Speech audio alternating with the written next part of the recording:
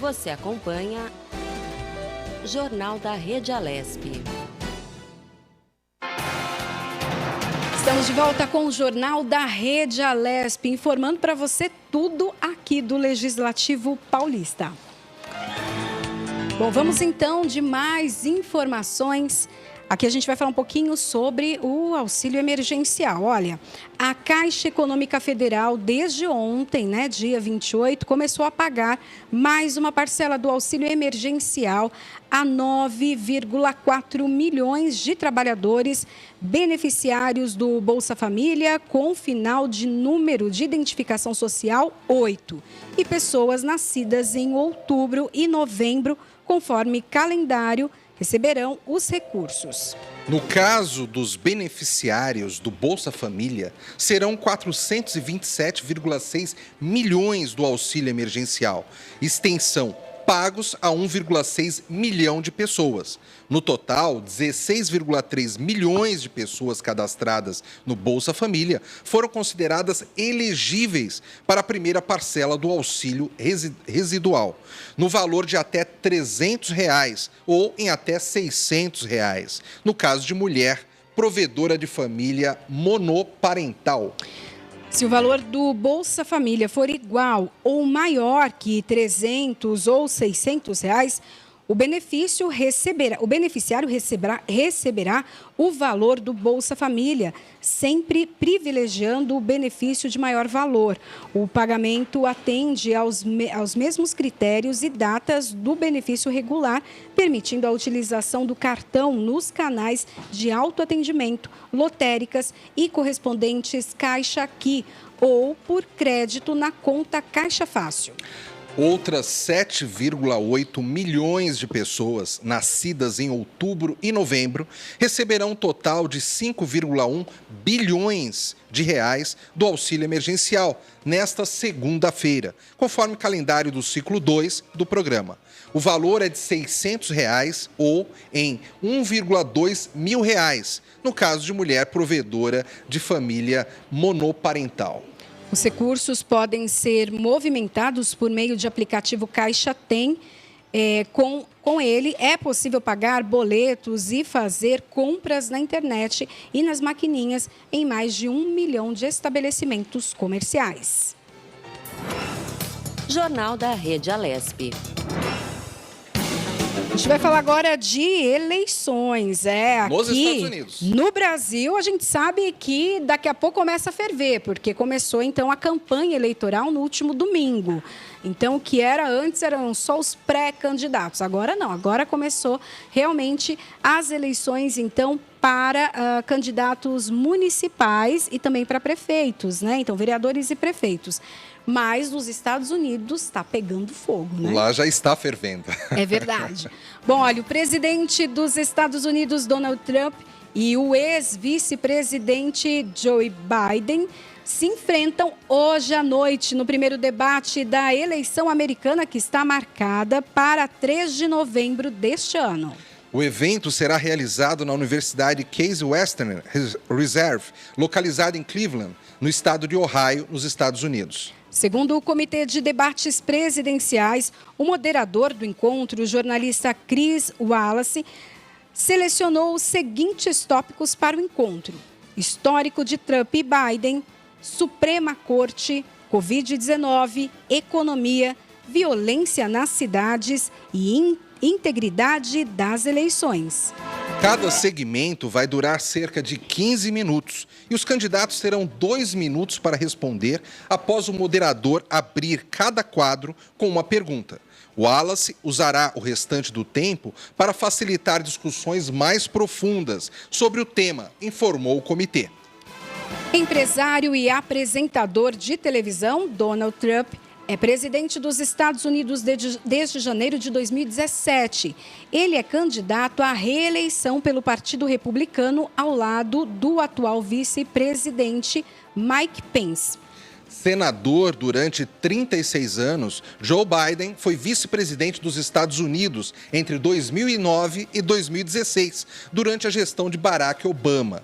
Ele é o candidato do Partido Democrata e tem a senadora Kamala Harris como a candidata a vice-presidente. Os brasileiros vão poder acompanhar o debate pela CNN Brasil e pela CNN Americana, que irão transmitir simultaneamente o encontro a partir das 22 horas no horário de Brasília. Em parceria com a CNN Brasil, o portal UOL retransmitirá o evento. Também será possível assistir ao vivo pelo site da CNN Brasil e em seus perfis no Facebook e no Twitter. Enquanto isso, os Estados Unidos já registraram mais de 7 milhões e 150 mil casos confirmados de Covid-19 e mais de 205 mil mortes em decorrência da doença. Os números americanos representam 1/5 da incidência de Covid-19 no mundo, que atingiu ontem a marca de 1 milhão de mortos pelo novo coronavírus. Jornal da Rede Alesp. Bom, e agora nós vamos de entrevista.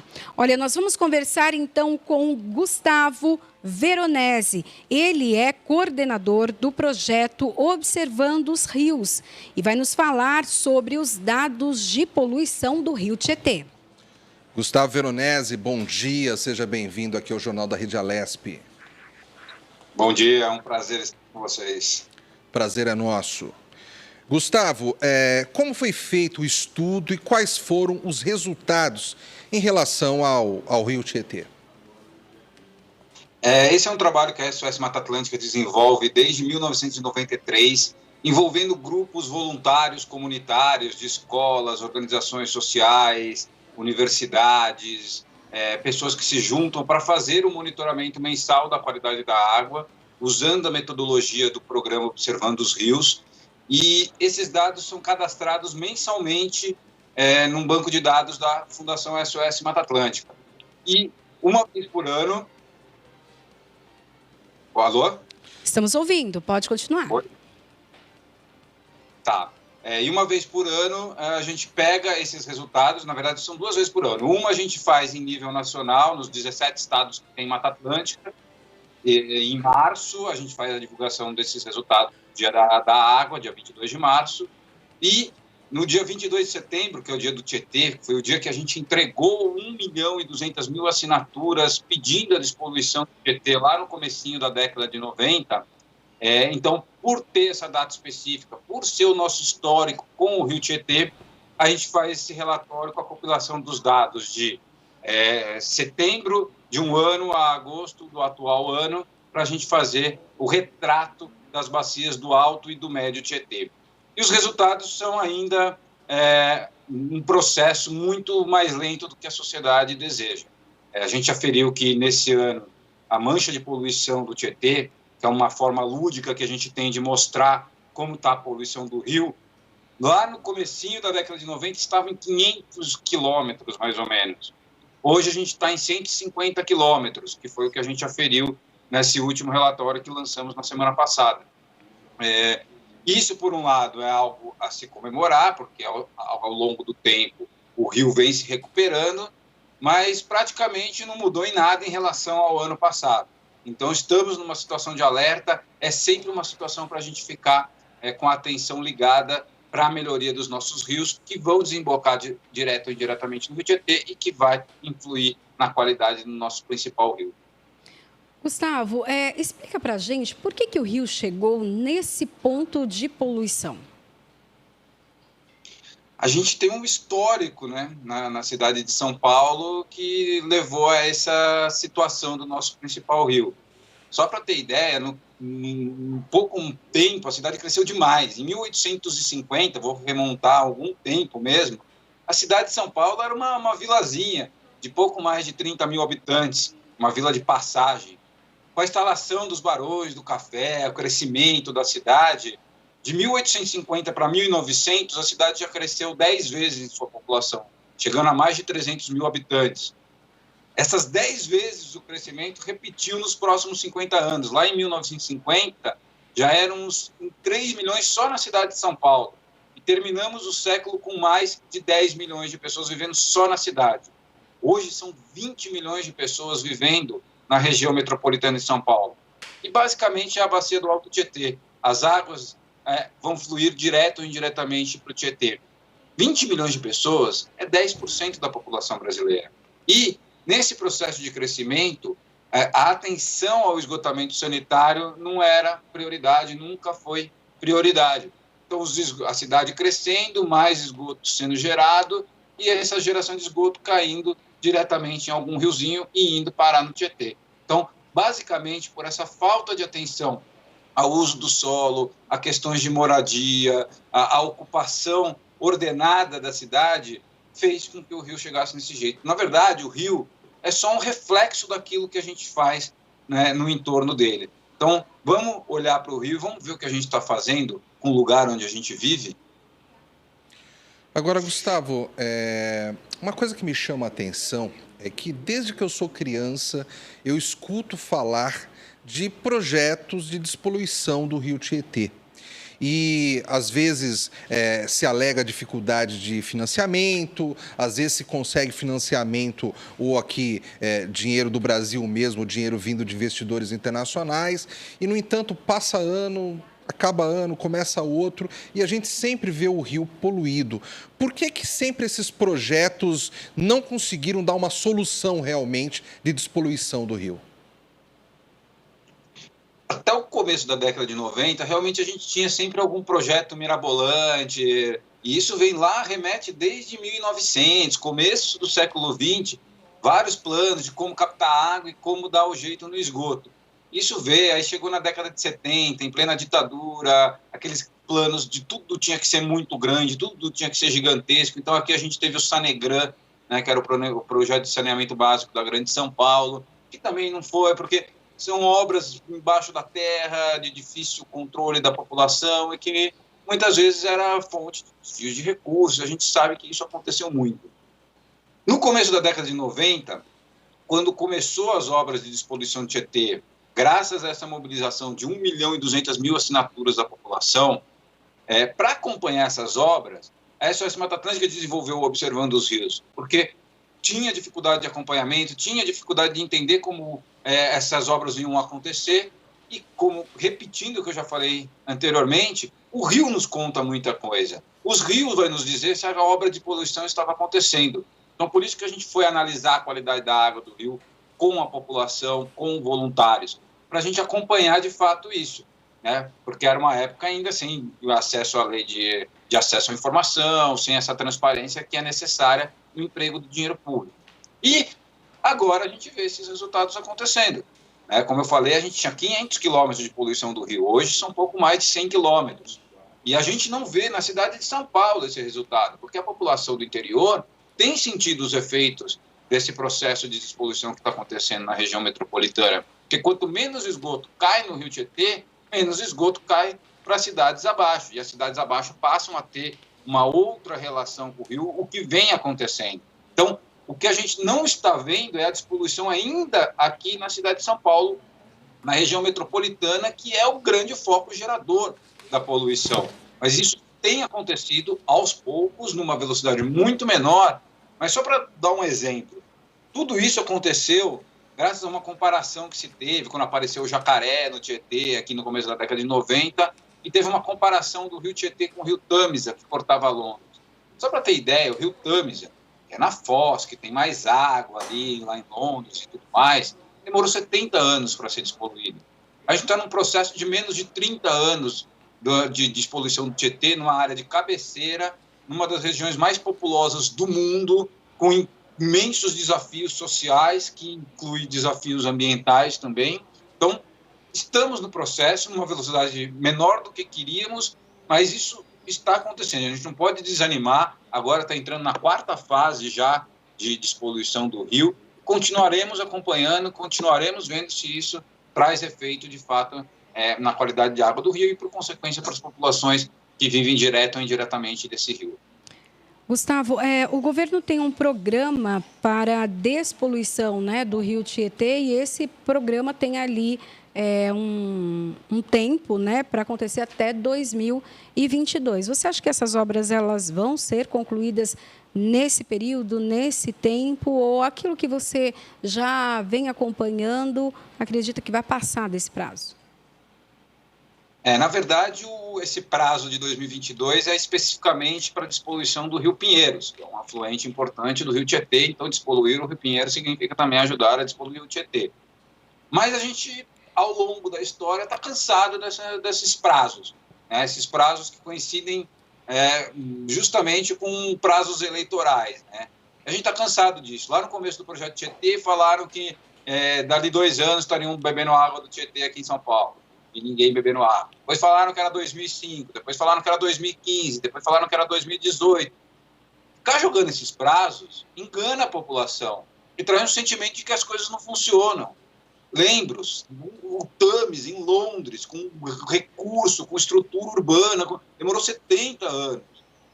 O que faz pensar que em 2 anos a gente vai resolver o problema de um rio tão poluído como o Tietê?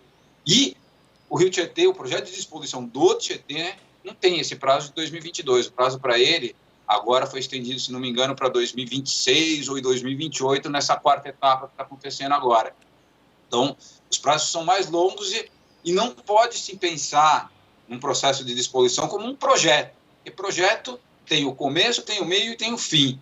E despoluir um rio, esse processo de coletar e tratar esgoto é processo, é para sempre. A cidade cresce, mais pessoas vêm morar aqui, mais pessoas nascem, enfim, a população, as atividades econômicas crescem, então a gente tem que ter um processo, vai sempre acontecer. E a gente não pode desanimar. Mas, assim, para 2022, tomara que aconteça, mas não tenho muita esperança, infelizmente. Gustavo, durante esses projetos governamentais de poluição de rios como Pinheiros, como Tietê, esses governos, eles costumam ouvir especialistas como vocês. Por exemplo, você é coordenador do projeto Observando os Rios da própria Fundação SOS Mata Atlântica. Durante o processo, existe algum tipo de diálogo entre vocês ou não? Sim, tem diálogo. Isso é uma coisa positiva, porque estamos sempre sendo chamados para dar a nossa visão, a visão da sociedade em relação a esses processos, dar ideias de possíveis soluções alternativas, de outras coisas que estão acontecendo. Então, isso é algo bastante positivo, é algo que tem acontecido. Talvez poderia ter processos dialógicos mais efetivos, mas isso tem acontecido. Né? E quando isso não acontece, a gente provoca, como, por exemplo, agora que a gente tem eleições municipais, a SOS Mata Atlântica lançou um manifesto para os candidatos e candidatas aos cargos tanto de vereança como da prefeitura, para todas as cidades da Mata Atlântica, com algumas coisas mínimas que a gente pede, que a gente exige que seja feita pelo poder público municipal, né? E como, por exemplo, na questão de água limpa, uma criação de um parque linear, participação no comitê de bacia hidrográfica, ter o plano municipal de saneamento básico, enfim, começar a pensar nesses tipos de coisa. Então, quando também não nos chamam, a gente vai lá e provoca esse diálogo, essa conversa. Gustavo, agora há pouco você disse que em cidades do interior já pode ser notado essa melhora do Rio Tietê. Essa melhora ela é vista de que forma? É o aparecimento de mais peixes? Tenta descrever para a gente o que beneficia essas cidades do interior quando o rio passa a ser menos poluído.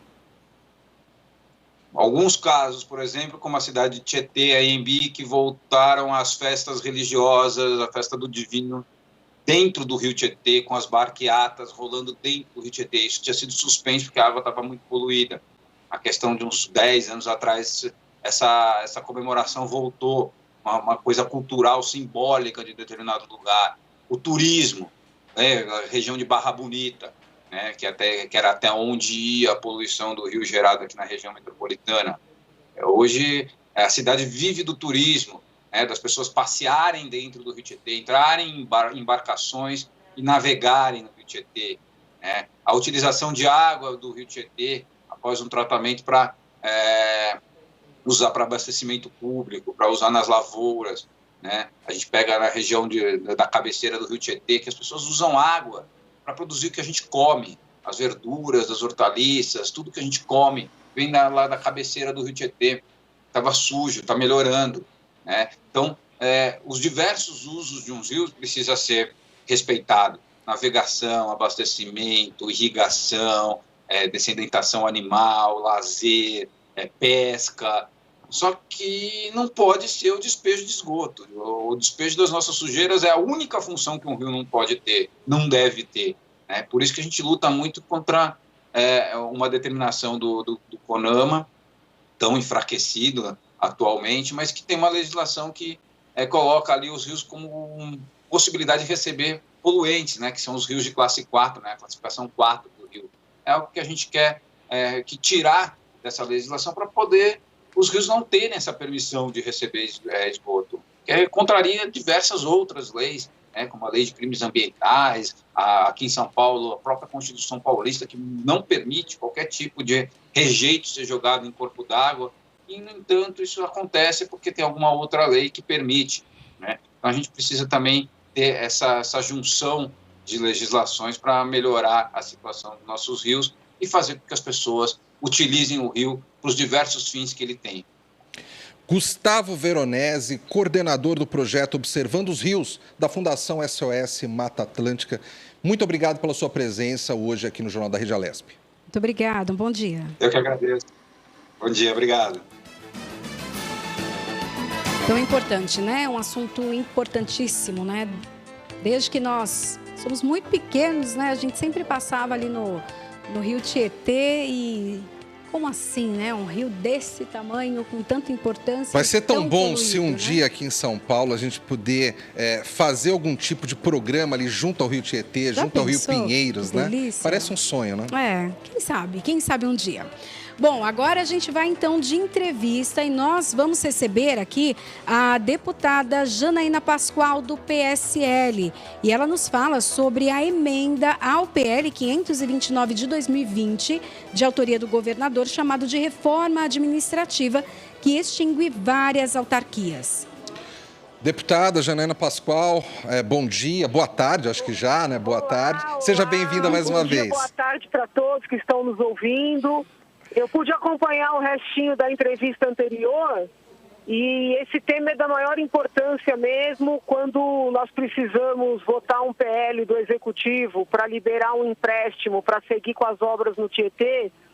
Eu fiz uma visita bastante longa a todas as obras que já estavam em andamento e até no final acabei votando contra o projeto porque entendi que muitas das obras eram, vamos dizer assim, superficiais no sentido de não enfrentar o problema. Né? Nós temos vários problemas estruturais. Um deles é a falta de saneamento na cidade de Guarulhos, que muito embora esteja agora melhorando a situação junto à Sabesp, por muitos anos ficou sucateada, né, em termos de saneamento básico.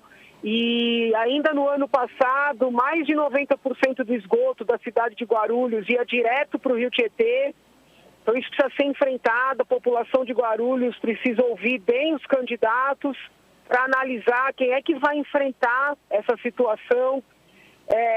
Eu fiz uma visita também à Sabesp em Franca e nós pudemos avaliar como a legislação do CONAMA, que esse professor que foi ouvido agora mencionou, precisa ser revista, porque, por exemplo, eles mudaram uma normativa para impedir que a Sabesp de Franca pegasse os resíduos sólidos, né, do tratamento da água e transformasse em adubo.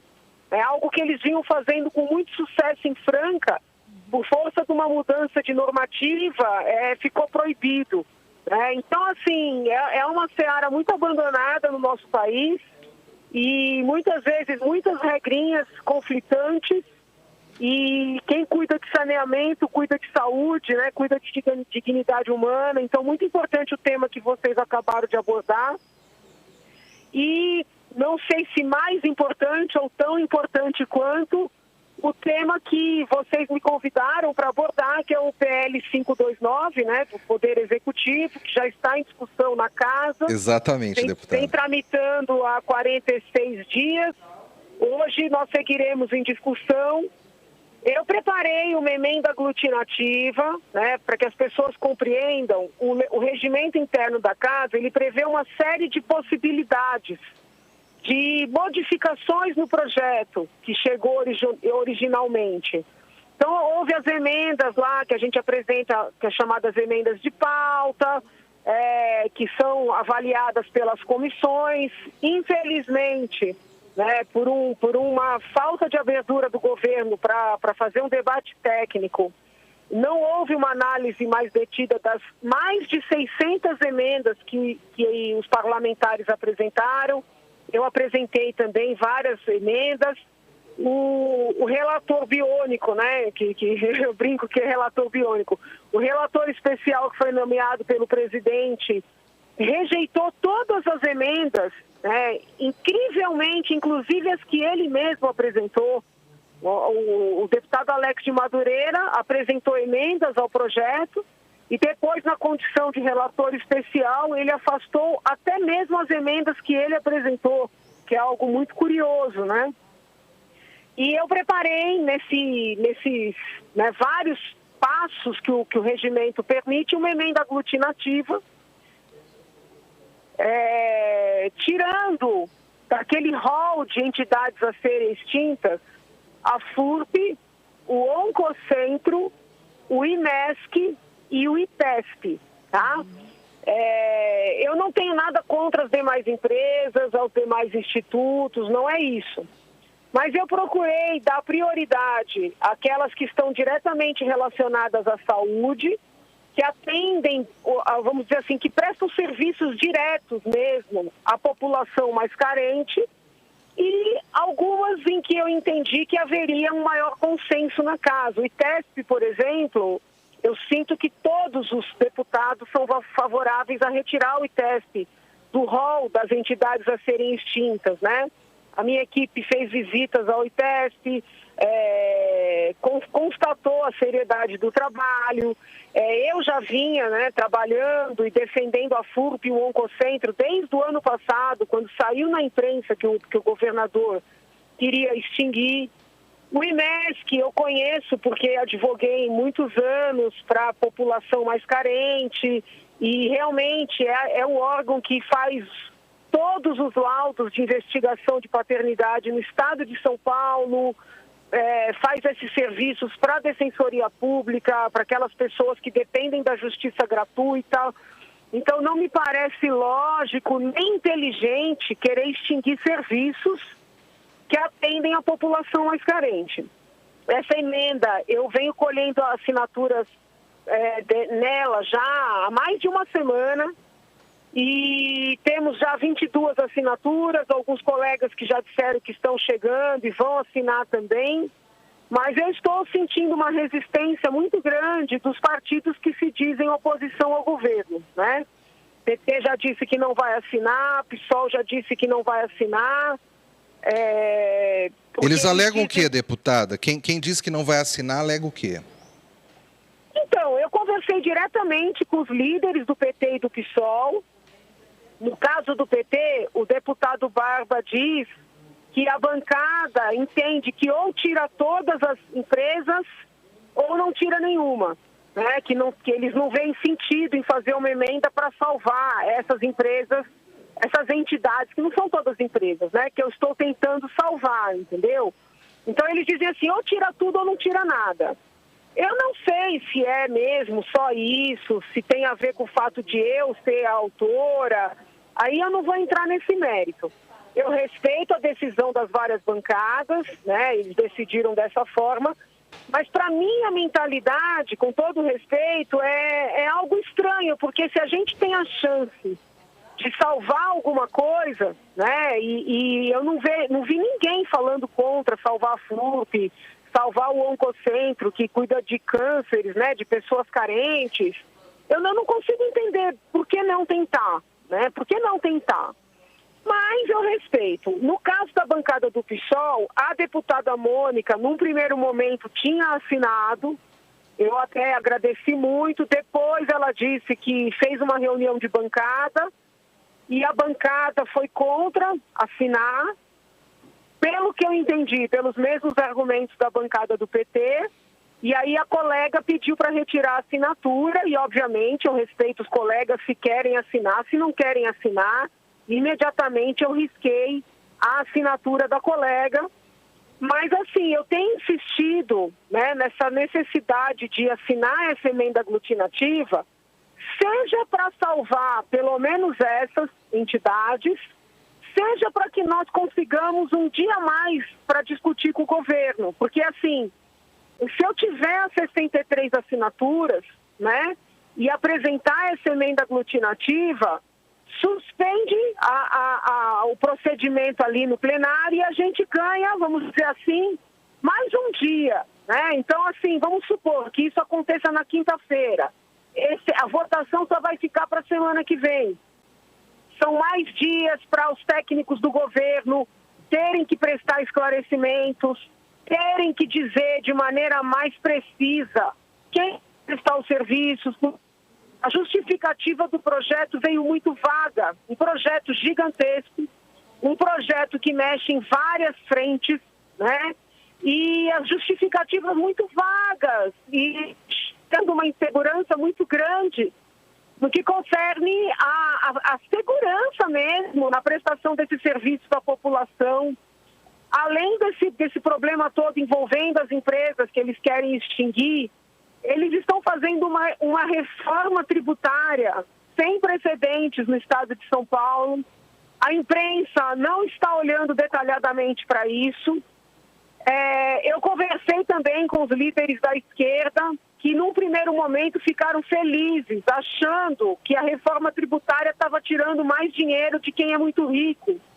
Por exemplo, né, deputado Bard interpretou que aumentar o imposto causa-mortes seria algo bom, algo como tributar a herança de milionários. Eu expliquei para ele que essa mudança vai incidir sobre todas as heranças, né? Dos milionários, dos que têm um pouco, dos que têm quase nada.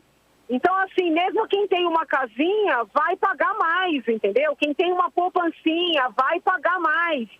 Então, é uma reforma que vai vitimar muito a classe média, que é a população, que é a esmagadora maioria. Vai punir os bem pobres, encerrando esses serviços, vai punir a classe média, que é aquela que tem uma casinha, que tem uma poupancinha, que faz um plano de previdência privada, entendeu? E a imprensa não está dizendo isso. Sim.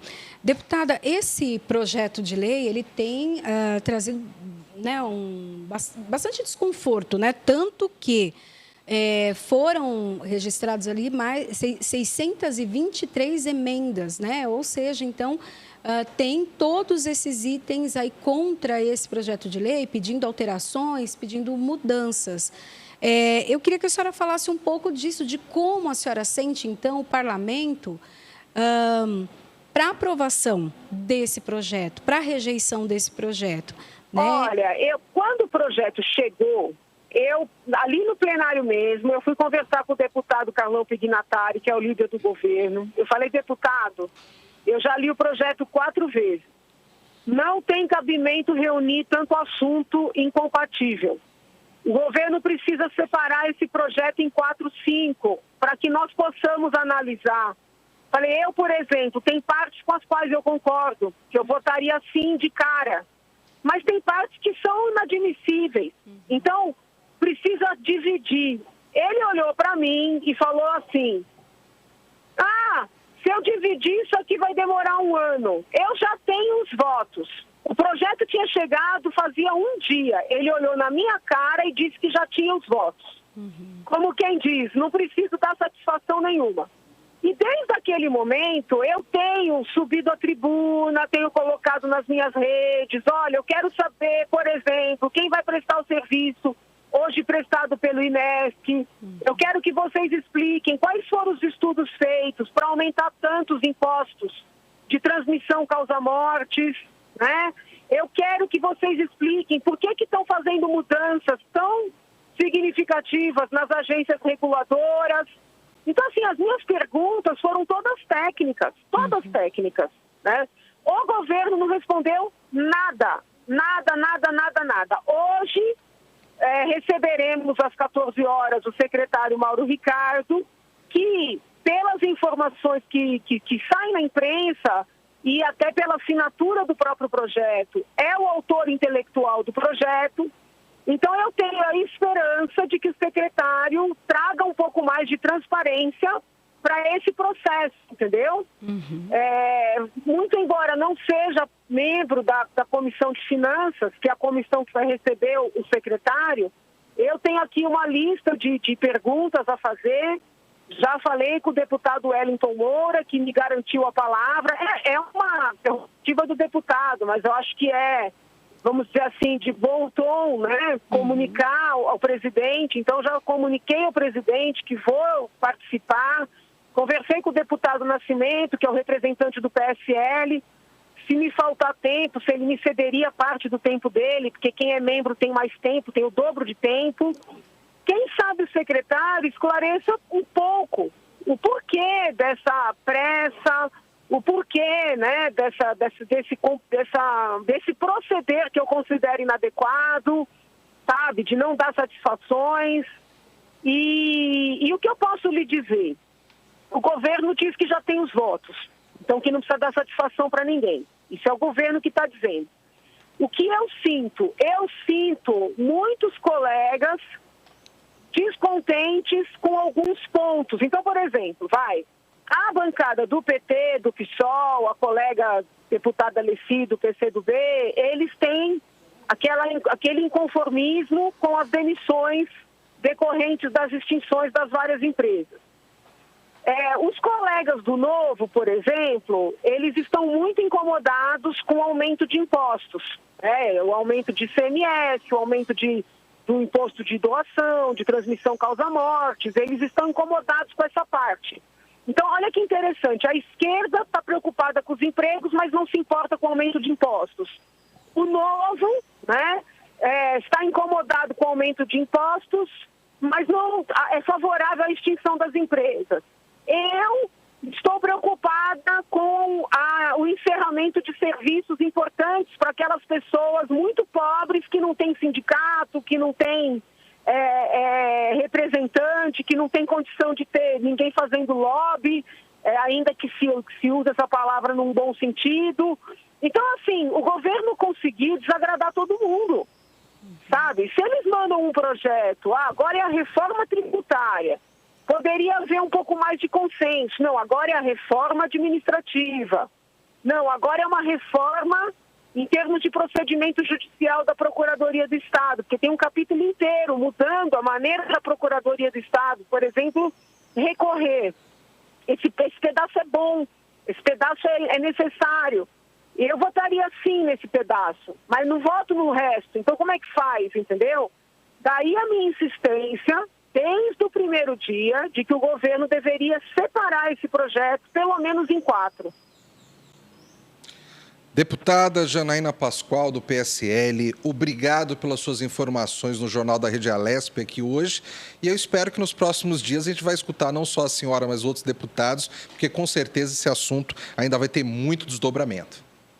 Eu fico à disposição, como sempre, e agradeço a oportunidade de prestar esses esclarecimentos à população. Fiquem com Deus. Uma boa tarde, deputada. Obrigada, deputada. Bom trabalho hoje. A todos nós, amém. Obrigada. Hoje, certamente, né, a gente vai enfrentar aí votações e discussões que vão varar à noite, né?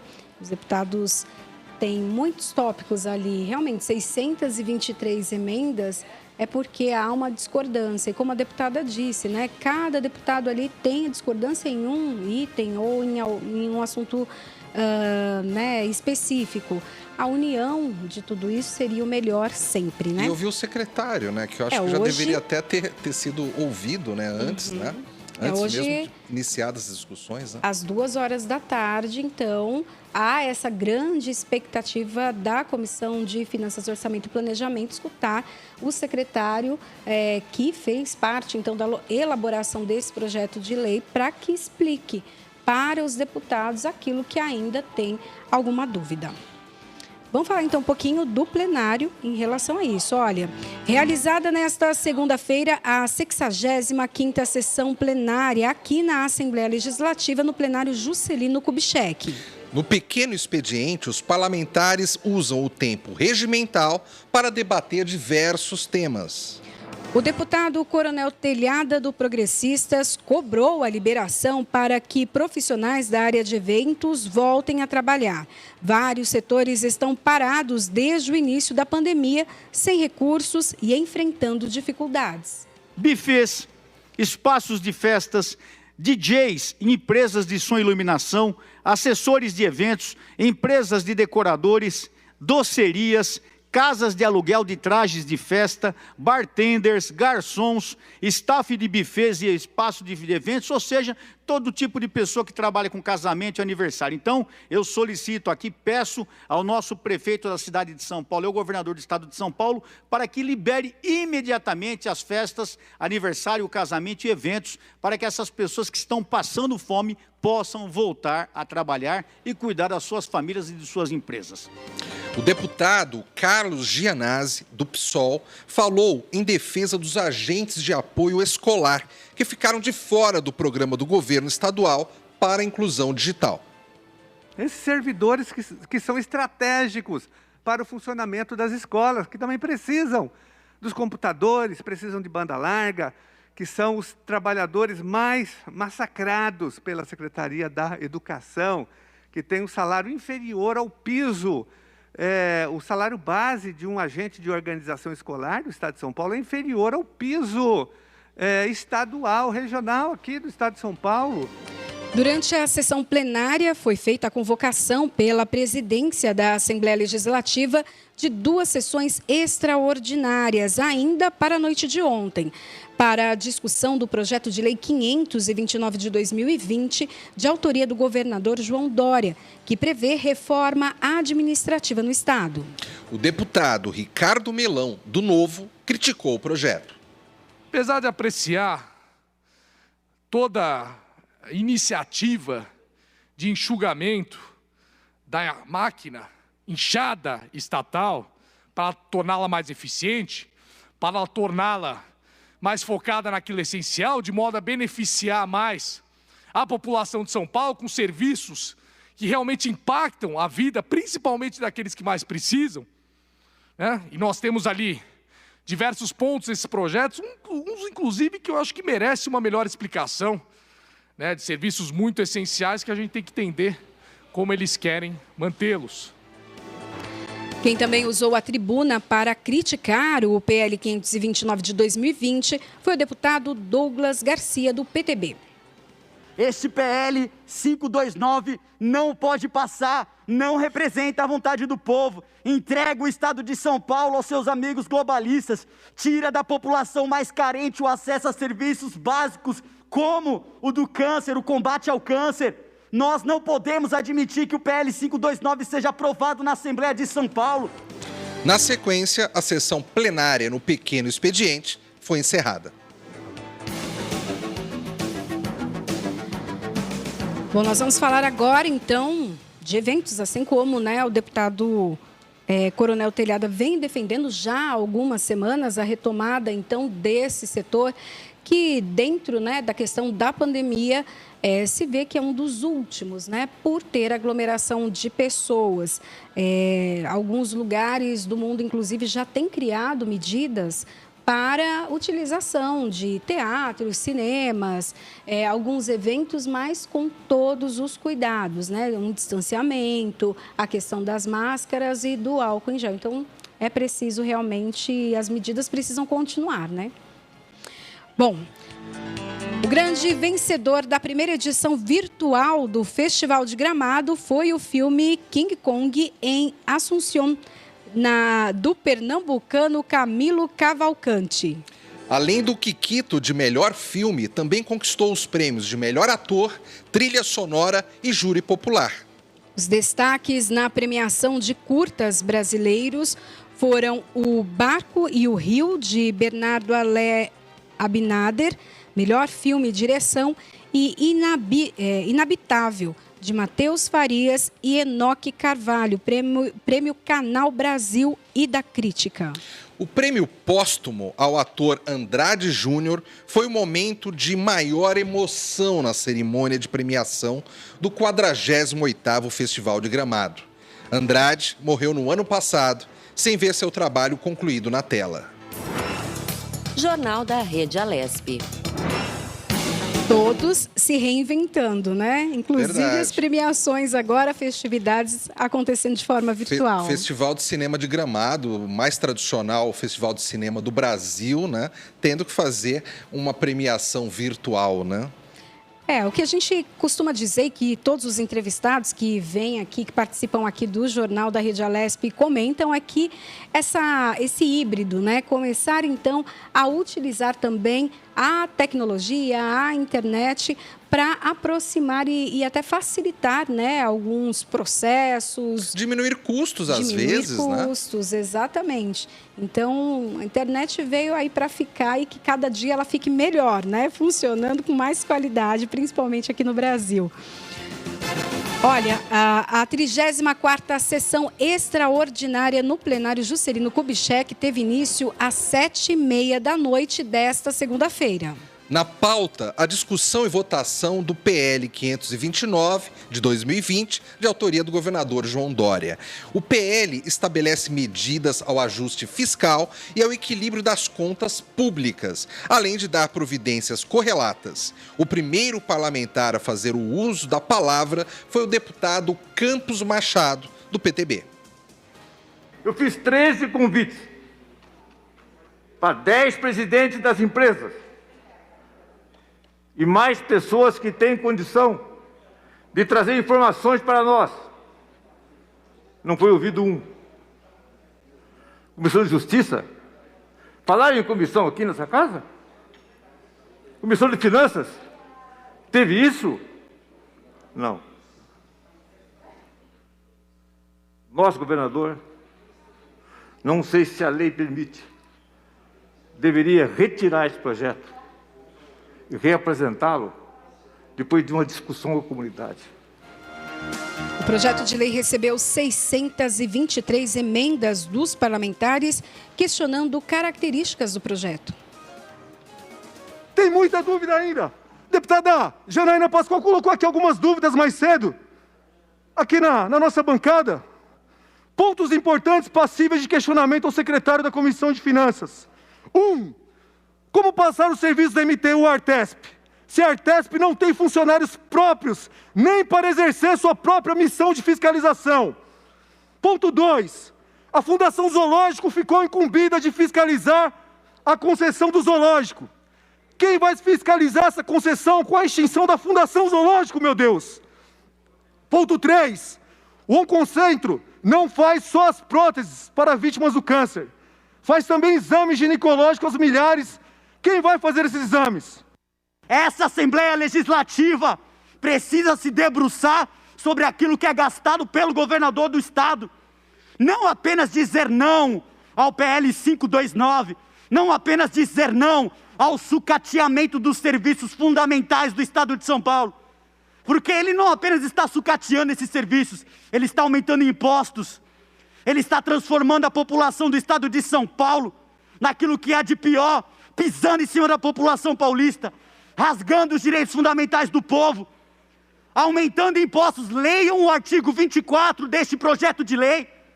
Além de fazer com que a FOSP tenha um fim, tendo um serviço tão essencial para o nosso Estado, além de fazer com que a FURP tenha um fim, além de fazer com que diversos serviços fundamentais, e entendam, eu não estou aqui defendendo o inchamento do Estado.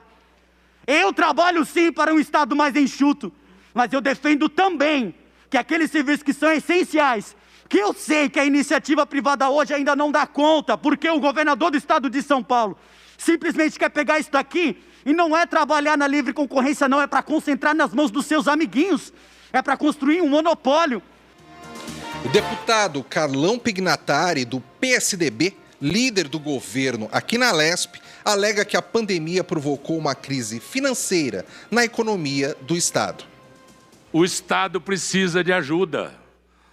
O problema econômico aconteceu em todos os setores. No mundo, esse ano, nós não vamos sentir. Por que nós não vamos sentir? Nós deveremos ter de 12 a 15 bilhões de reais de perca de ICMS.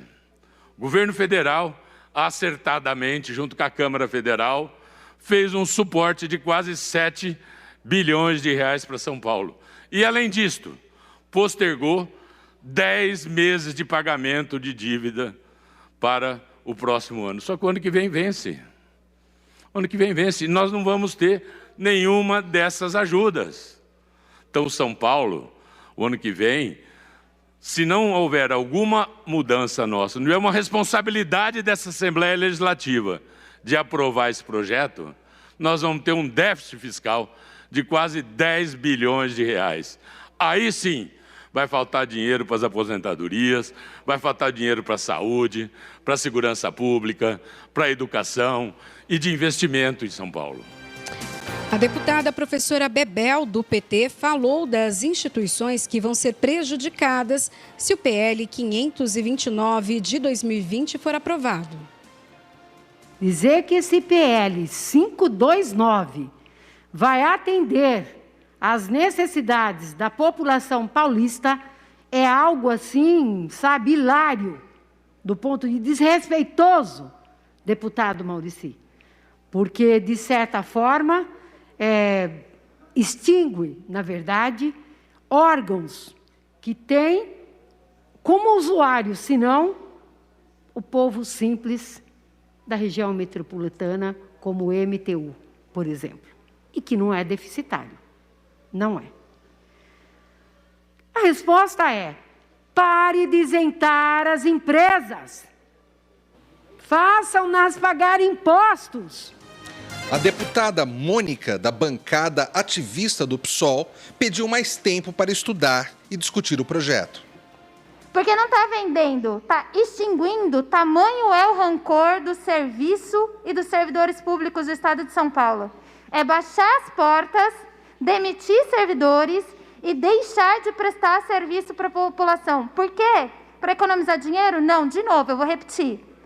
Tem empresas superavitárias. Tem empresas que geram recursos, tem empresas que se autossustentam, mas o governo quer enfiar aqui num projeto de 69 páginas, tudo junto e misturado. É um projeto extenso, é um projeto complexo, que exige de nós a responsabilidade de fazer a conta até o final, no que vai implicar. São 69 páginas de uma mistureba, de uma salada mista que fala de tudo. Queria ter estudado, Carlão. Me dá tempo para ler, Carlão. Dá tempo para essa casa fazer política com responsabilidade, porque isso daqui é vida de pessoas. Depois de quase 4 horas de discussão, a sessão terminou por falta de quórum. O presidente da Assembleia Legislativa de São Paulo, o deputado Cauê Macris, defendeu a importância da votação desse projeto. Eu não tenho problema nenhum em afirmar que o Parlamento de São Paulo tem responsabilidade com o povo paulista.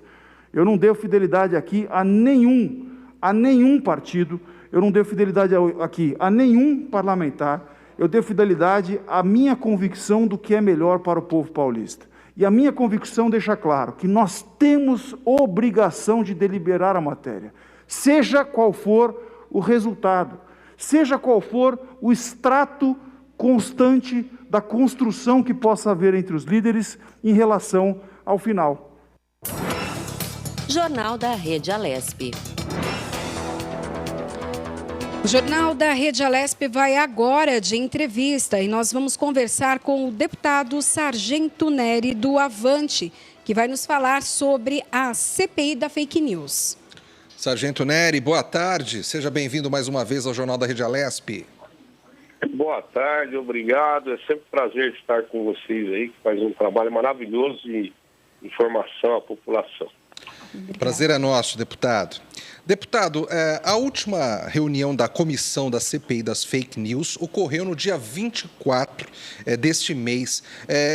Fale um pouco para a gente o que foi discutido nessa mais recente reunião da CPI das Fake News. Um dos problemas que nós estamos encontrando na CPI é justamente chamar algumas personalidades da política, até porque nós estamos aí no momento eleitoral, e eles não querem se expor, né? Então, essa é uma dificuldade. Os trabalhos estão indo bem, documentações nós estamos recebendo. Eu já estou com o relatório montado, né? O que eu já estou recebendo, nós já estamos montando o escopo, a estrutura do relatório, para que não atrase a minha entrega. Provavelmente nós iremos prorrogar o prazo de entrega do relatório, vai se dar aí em torno do dia 7 de dezembro, se não me engano. Deputado, foi aprovado o projeto de lei, o 538 de 2018, que estipula a multa de até R$ 5.500 para quem elaborar e disseminar informações e notícias falsas. Qual a opinião do senhor em relação a isso? Quando há essa punição, principalmente ali no bolso, as pessoas vão ter mais responsabilidade? Olha, nós precisamos nos preocupar com a liberdade de expressão, que não pode coibir a população, o cidadão, de se expressar. É claro que a notícia falsa ela é danosa e eu não canso de lembrar aquele caso no Guarujá, onde uma senhora foi assassinada por uma mensagem falsa. Então, às vezes, custa até a vida de uma outra pessoa. Agora, eu achei prematuro sancionar essa lei, aprovar essa lei na Câmara dos Deputados, sem antes terminar a CPI de fake news da Câmara dos Deputados. Me preocupa muito como que vai ser feito todo esse processo, como será feita a aplicação dessa multa, porque tirar a liberdade de um cidadão, falar que o ministro do STF trabalha mal, eu acho que é calar a população, é calar o Brasil. As autoridades, eles têm que aprenderem que espelho, nós políticos, seja os poderes executivo, legislativo, judiciário, são espelhos e vão levar pedrada. Se trabalhar errado, a população tem que criticar. É claro que nós temos aí a preocupação notória e nítida dessas falsas mensagens. Agora, eu tenho uma certa preocupação com essa imposição de multa, porque a imprensa vai receber, essas grandes mídias vão receber essas multas, alguns políticos vão receber essa multa, o próprio STF vai receber a multa. Então, nós temos que ter cautela, porque não pode sobrar para o Zé da padaria pagar a multa só, né? Então, essa aplicação me preocupa muito. E eu sou o defensor da liberdade de expressão. A esquerda pintou e bordou no nosso país, agora que a direita tem um pouco de liberdade de se expressarem, já começou, entre aspas, né, mas já começou essa palhaçada de querer calar a nossa população. Tem que se levantar a bandeira, tem que se levar um levante para nosso país. Nosso país hoje, no governo federal, é um país que não tem escândalo de corrupção, contrário a outros estados, até como o estado de São Paulo, que vem sendo fiscalizado e encontrado muita irregularidade. Então, eu acho que a população tem que ter liberdade, sim, de se expressar, claro, com responsabilidade. Mas me preocupa esses dois temas, né? A liberdade de expressão e realmente a notícia falsa. Deputado Sargento Neri, nesse momento de pandemia, uma coisa que nos surpreendeu foi as notícias falsas que às vezes envolviam o combate à doença, né? O senhor que está acompanhando esse assunto de fake news tão de perto, também o surpreendeu que o ser humano possa fazer notícia falsa, mesmo num momento tão delicado para a humanidade? Nós temos pessoas de todas as espécies, né? Isso acontece. Eu trabalhei 27 anos no policiamento de rua na capital, na grande São Paulo. Às vezes nada me surpreende, eu já vi tanta coisa na minha vida, né, nesses policiamentos. Mas o que me preocupa, por exemplo, na pandemia, nós tivemos uma médica que deu o parecer dela, um parecer técnico, e depois isso foi julgada aí, foi taxada como uma falsa notícia. Né? Se, por exemplo, eu como advogado, eu der um parecer sobre um processo, até sobre um projeto de lei na casa, dizendo que é inconstitucional, por exemplo, eu não posso responder por fake news. Isso é meu entendimento jurídico, isso é a minha doutrina, então nós precisamos ter cautela. Agora, aqui teve muitas pessoas que utilizaram de mensagens falsas nesse momento de pandemia, e isso é deplorável, eu concordo com você. E nós temos que coibir, né? Mas precisa entender qual que será a forma disso. O que me preocupa é o formato, né? Porque no Brasil nós temos aí uma herança muito ruim de se condenar a população, o cidadão de bem ou um cidadão comum, e as grandes elites não irem para a cadeia. Se pega a Lava Jato aí, está todo mundo saindo fora, já roubou milhões, bilhões de reais dos cofres públicos e não querem nem condenação em segunda instância. Eu tenho aqui vários exemplos de policiais militares que estão na cadeia e que nem foram julgados. Então, duas facas, dois pesos, duas medidas. Então, o que nós precisamos no nosso país é ter uma justiça séria. Isso é o ponto que precisamos, né? O pau que bate Chico, bate Francisco. Se cabe a cadeia para o guardador de carro, cabe cadeia para o ministro do STF. Eu sou contra foro privilegiado. Até para mim, eu sou contra. Se o cara fez errado, ele tem que pagar, dependendo do cargo que ele esteja. Então, eu acho que nós precisamos melhorar muito, né, o ordenamento jurídico do nosso país, o conceito judiciário, nós precisamos mudar. Se paga bons advogados e arrasta processos por 10, 15 anos, preclui a pena e o cara fica de boa, com milhões no bolso. Então, isso é incabível. Então, nós precisamos melhorar muito nesse aspecto. Deputado, esse ano eleitoral, e já tiveram, né, algumas denúncias e investigações por conta de uso de robôs, tecnologia para fazer fake news em redes sociais, seja pelo WhatsApp. O que o senhor acha que pode acontecer nessas eleições, né? Porque há aí um movimento mundial, inclusive, para ter um controle, né, sobre esses robôs, sobre essas mensagens, né? Só que esse ano eleitoral, e as eleições são praticamente virtuais, né? Eu acho que, como militar, né, eu acho que tudo tem que ser tomado como exemplo. Então, se há alguma irregularidade nessa campanha, que se faça e se utilize de exemplo. Tome as providências cabíveis e puna realmente quem é o culpado. Mas volto a retomar, não adianta punir o cidadão que vota, tem que punir lá o dono do partido, né, o sistema partidário, autoridades, deputados e tudo mais, senadores, né? Então, nós não podemos só sacrificar a nossa população.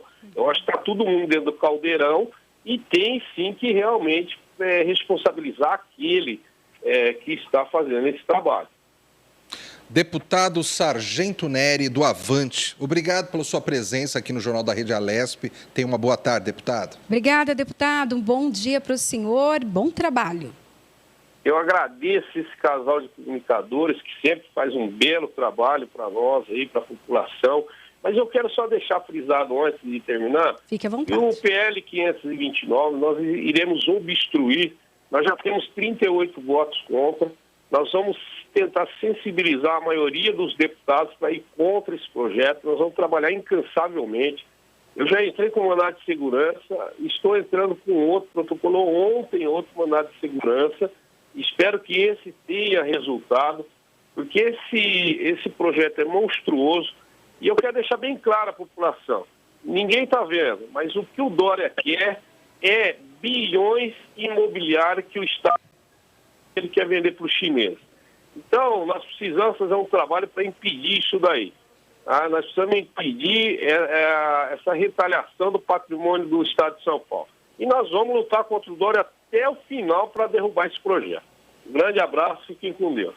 Obrigada, deputado. Obrigado pelas informações. Seja sempre bem-vindo aqui ao Jornal da Rede Alesp. Obrigado pelo carinho também e reconhecimento do nosso trabalho.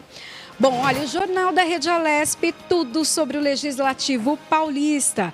Lembrando que você pode dar a sua opinião, sugestão, é só enviar para nós. E pode ser pelo WhatsApp, tá? Número 11 98457 8129. Manda pra gente mensagem, manda a sua opinião, será sempre bem-vinda. Outra coisa muito importante, mantenha os cuidados de prevenção contra o coronavírus. Por hoje é só, o Jornal da Rede Alesp volta amanhã. Até lá, obrigado pela sua audiência. Tchau, tchau, bom dia.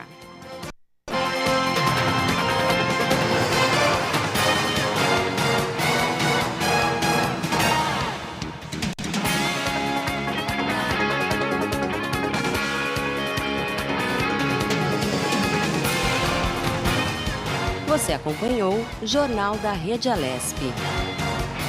Tudo sobre o Legislativo do Estado